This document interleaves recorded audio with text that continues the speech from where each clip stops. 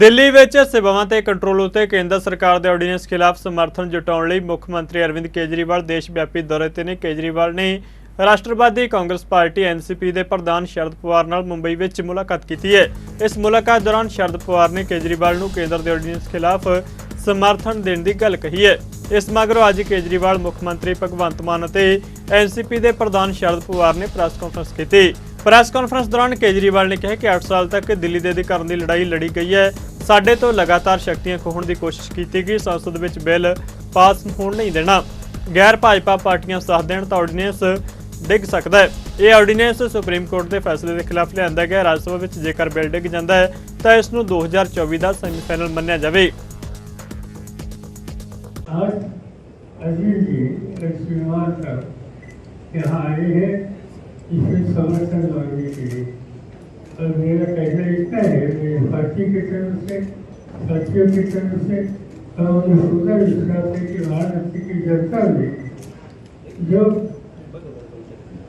अजीत जी ने सुझाव दे दिया इसका समर्थन करेगी। राष्ट्रवादी कांग्रेस पार्टी अपनी तरफ से तो पूरी तरह से मदद करेगी।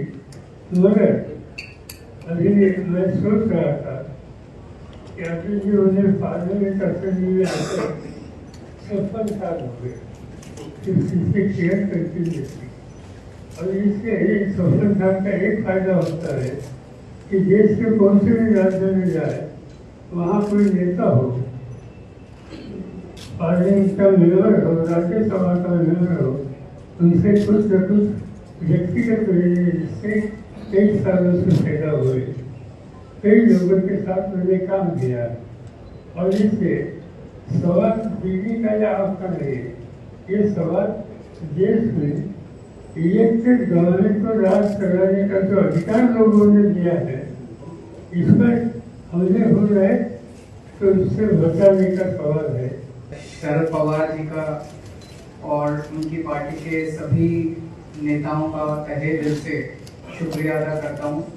आज मैं भगवंत मान साहब और हमारे सभी साथी शरद पवार जी के साथ और उनकी पूरे सभी नेताओं के साथ यहाँ मिलने के लिए आए थे। आप सब लोग जानते हैं कि दिल्ली के लोगों के साथ बहुत अन्याय हुआ है। 2015 में जब हमारी सरकार बनी थी तो 23 मई 2015 को एक सिंपल सा नोटिफिकेशन जारी करके केंद्र सरकार ने दिल्ली सरकार की सर्विसेज की अधिकारियों के ऊपर कंट्रोल करने की सारी पावर छीन ली। 2015 से लेके 23 मई 2015 अब मई 2023 हो गया। 8 साल से हम लोग कोर्ट कचहरी के चक्कर दिल्ली के लोग काट रहे थे।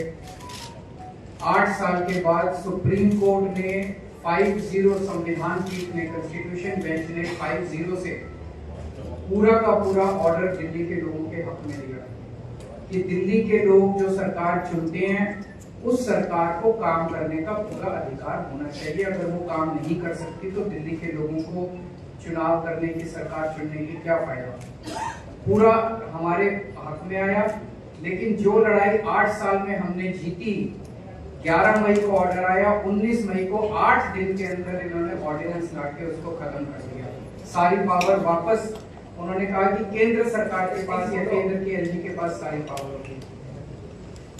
तो जैसा अभी एक्सप्लेन किया कि अब ये बिल के रूप में आएगा पार्लियामेंट में, तो हम पूरे देश में एक पार्टी के पास जा रहे हैं, उनसे निवेदन कर रहे हैं कि दिल्ली के लोगों के साथ न्याय होना चाहिए। दिल्ली के लोगों के लिए समर्थन मांग रहे हैं कि जब ये संसद में बिल आएगा तो इसको बिल को हराना है।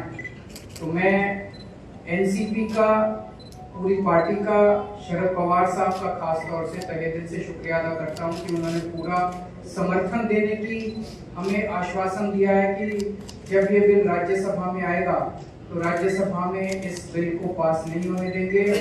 जैसा भी प्रफुल्ल पटेल साहब ने बताया कि राज्यसभा के अंदर किसी भी पार्टी का स्पष्ट बहुमत नहीं है, तो अगर नॉन बीजेपी सारी पार्टियां इकट्ठी होती हैं तो ये बिल गिर सकता है। और शरद पवार साहब देश के, आज मैं समझता हूं कि he is one of the tallest leaders which the country has। तो हम शरद पवार जी से हमने निवेदन किया कि आपका तो सहयोग मिलेगा ही, लेकिन आप सारी पार्टियों से बात करके उनको सबको भी इस बिल के खिलाफ इकट्ठा करेंगे। और मैं समझता हूं कि अगर ये राज्यसभा में बिल गिर जाता है, बीजेपी पास नहीं करवा पाती है, तो ये आप इसको 2024 का सेमीफाइनल मानिएगा। फिर मैसेज ये होगा कि 2024 में मोदी जी की सरकार नहीं आ रही है। मैं सिर्फ इतने कहूंगा कि लोकतंत्र को बचाने की लड़ाई है। कहने को तो हम biggest democracy of the world कहते हैं, लेकिन अगर अंदर एक झांक अंदर देखा जाए तो डेमोक्रेसी डे बाय डे ये हत्या कर रहे हैं डेमोक्रेसी की।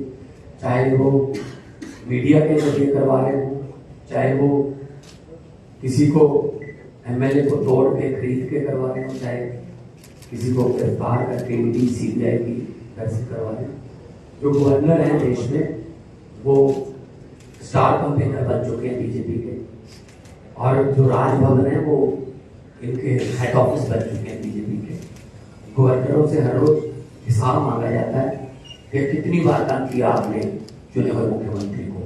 अगर कोई गवर्नर कहता है जी मैं 3 दिन तक नहीं कर पाया, तो उसकी गवर्नरी भी खतरे में हो जाती है कि आपको किस चीज के लिए करवाया था। तो ऐसा चल रहा है।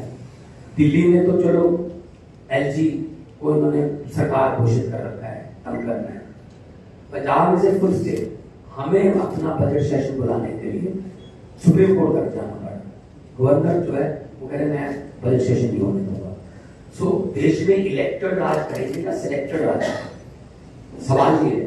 तो फिर 140 करोड़ जनता जो है वोटिंग के लिए लाइन में क्यों लगती है? क्यों करोड़ों अरबों रुपया खर्चा जाता है अगर सिर्फ 30-31 गवर्नर और एक प्रधानमंत्री ने देश चलाना है? तो ये बहुत ही खतरनाक है फेडरल स्ट्रक्चर के लिए।